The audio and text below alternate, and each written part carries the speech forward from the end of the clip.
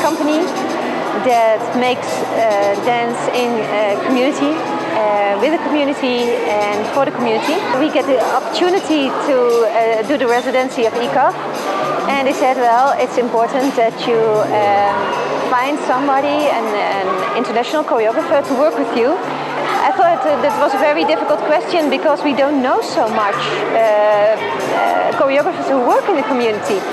Last summer I got an email from Nana from Dansnest to ask me if I wanted to come over for a meeting with her and ICAF to talk about a potential collaboration. So I said yes, that would be great. Filip came to Holland together with Steven, one of the dancers he works with a lot, and we had a work weekend, really just to have 3 days full on dancing and just going and to really get to know, for us, get to know how Filip moves and how he likes to choreograph, and for him to know how we do that. We were thinking about a way of working, we were thinking about a way of dancing, and we had this really beautiful dance phrases. And then afterwards we started doing workshops here in the neighborhood, at schools, but also at an elderly home. And we really reached a lot of people. And then on the 1st of February we had, well, it wasn't really an audition, it was more of a tasting day. We call it proefdag, like you can taste how we're going to work and try to see who's also enjoying dancing.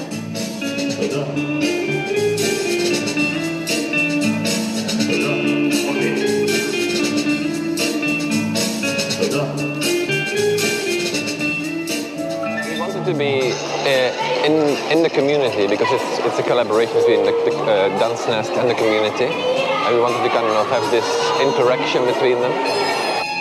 Normally Dansnest makes those performances outside, but it's March and it's still cold outside, so that's why they choose to do it in this shopping mall.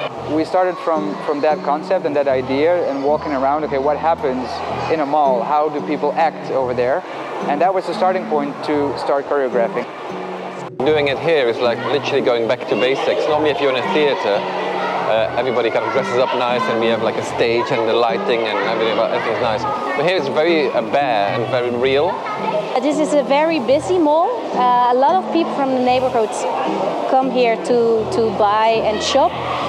So not only the audience who is invited can join, but also someone who just walks by and thinks, oh, what's happening over there? Some areas like the Hoge Vught where we are now, maybe they have less opportunities and maybe there's a big barrier between them and the arts.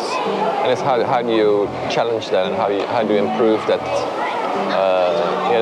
that vision or viewpoint. My statement is that I work with everybody. Literally anyone can dance. So I'd like people to be very positive and give them like an opportunity to be free in their heads and in their bodies. So kind of make them relax so that they are happy to express themselves. Non-professional dancers do have their own skills and a totally different view of movement and dance.